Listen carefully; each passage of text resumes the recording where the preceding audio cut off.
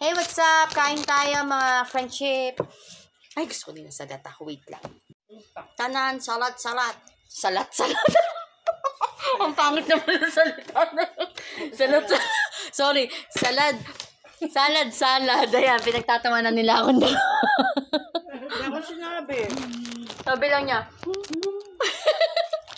Kain tayo ng salad. Ba, busy ako dito sa buto ng manok. Masarap.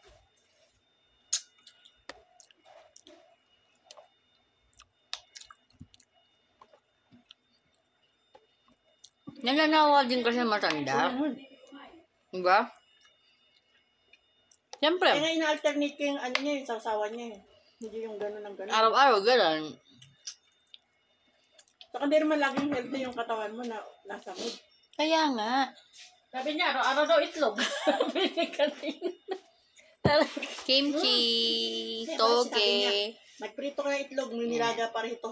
Oh. Sabi niya, kolyum ba? Sabi ko, naglagay ko. Hindi ko alam kung saan yung lugar. Bakay ka nga to. Kaya anong gusto mo? Mayroon doon nilaga. Gusto mo lang. Kaya pinagpabalat na nilaga. Napilitan na yung kumain kanina kasi nagalit na yung kanina pa. Umaga. Wala na itlog mo dyan. Kinain mo na. Ha? Ano yung itlog ko dito?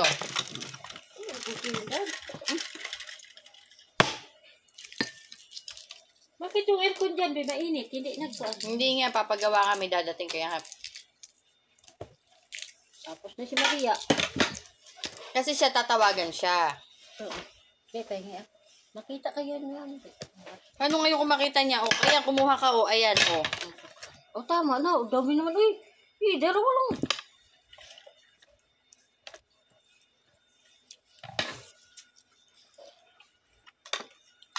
Minsan kasi, si Maria, na-order kasi niya McDo.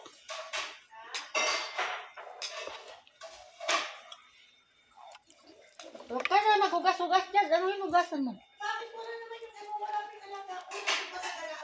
Na-order ka ng McDo para pag-almusal sa kanya. Ay, bakit yan? Sipain niya si Maria.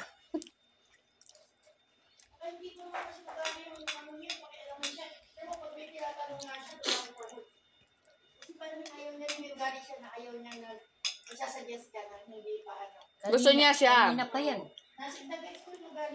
Ganun siya. Gusto niya. Kung ano yung gusto niya, yun. Yun ang susundin mo.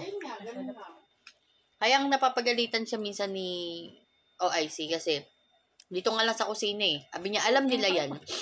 Bakit kailangan mong bumaba pa sa kusina? Eh, wala naman talaga siya ginagawa dito. Ako din naman na nagluluto. Naggaganyan-ganyan lang siya ng kuna. Kaya. Walang tiwala.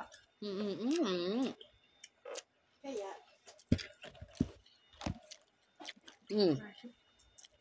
Hindi pala siya. Kala ko naman siya yung... Pag meron silang... Ang amoy ulam. Paano nandyan lang siya? Kala ko siya naman lahat ang... Hindi. Pagka ano... Yung kanin lang naman siya. Alam naman, mas magaling pa itong magluto ng kanin. Hilaw na yung kanin niya. Maalat, hilaw. Ng tubig. Ay, kung di mo bantayan, papay ka din sa kanya. Maano din yung pagtubig niya, hindi maano. Hilaw. Mahirap lang siya, mabuti pa si YC, kaya pabayaan ka lang. Yung kasi, pagka meron lang siyang pagkain na gusto niya lutuin, kakaiba yan, bababa siya. Pero pagka yung mga...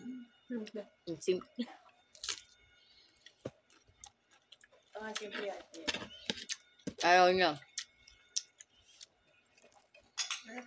Salad. Hindi ka kumain salad? Antay kami na antay sa'yo. Antay ako na antay sa'yo eh. Sabi ko, darating na yun. Ano ka rin? Sabi ko nga, pagkakit ko kay mama, sabi ko, madam, kasama ako. Hindi. Antay mo yung cellphone mo. Baka yung kasi umalis yung cellphone mo. Di ba dati, di ba sabi ko dyan ako lagi? Kasi pag nakita kong umilaw, hindi ko na inantay na tawagin ako, buksan ko na kagad yung pinto. Oh. Ganun ginagawa ko eh. Kasi alam mo naman yung style niya eh. Tumatawag ako many times. Kahit hindi isa lang yung tawag at tawag pa lang eh. Many times na sa kanya. Galing siya. Eh ako naman pag basta siya ako. Pero binibigil ko sa mga. Ang binibilang nila yung ring. Kaya- Hindi yung dial. I called you many times. Gaganon na lang ako. Gaganon. Maria, I called you many times. Pero minsan, Ganun na ako, ano. sumasagot na ako. Ay ko, hindi man. Isa lang ang tawag mo.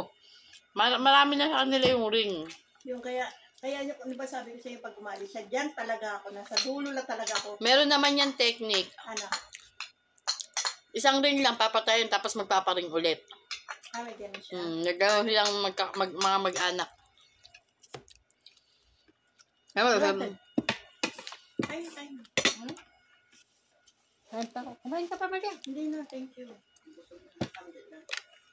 Kaya nga, yung nandun ako, napahiya ako, yung pupuntahan natin doon sa linggo, yung nandun ako, di ba, kami ni Mama. Eh, syempre, nakatingin akong ganun, nandoon siya, nakitinitingnan ko, kasi pag umawak ng cellphone, at least alam ko na siya yung tumatawag sa akin. Malayo pa lang eh. Pero makikita mo siya. Alam? Maya-maya sabi, tapos, syempre, tatakbin mo, alayo pa yun eh. Kasi nandun siya sa cottage, nandito kami sa may kusina. Takbuhin mo naman papunta doon. Maya sasabi niya, doon ba tayo pupunta? doon tayo Hindi sa pupunta. dati? Hindi, iba daw. Yung may mga motor na, yung mga matataas na naggaganyan talaga. Doon daw? Oo, doon. Sabi ng matanda. Hindi doon sa dating anuhan natin. Desierto. Yung sa disyerto na may motor na mga rides. Yeah. Yung mga sasakyan na umaakit tapos bumabaksak na talaga. Malitoon talaga. Desierto tayo pupunta. Malayo-layo talaga. Malaking place.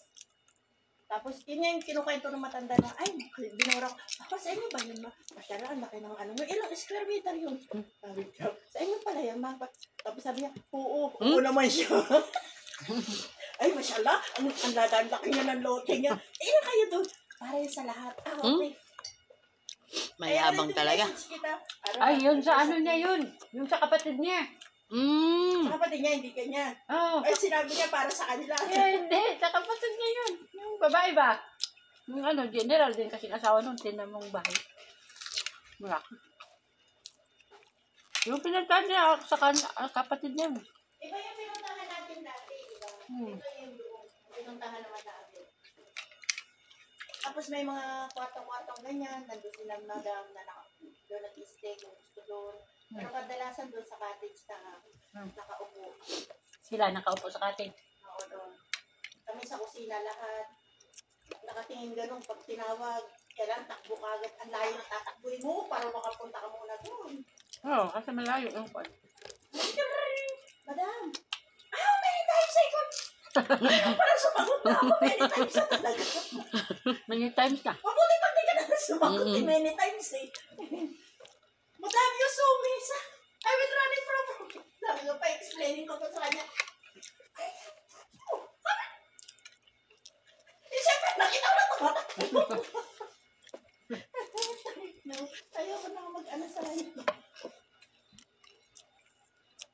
Ganun yan. Pag hindi ano ka agad, magali. Eh, ginagawa ko doon na ako sa malapit kahit mainit para pagtawag niya nandoon na. Oo.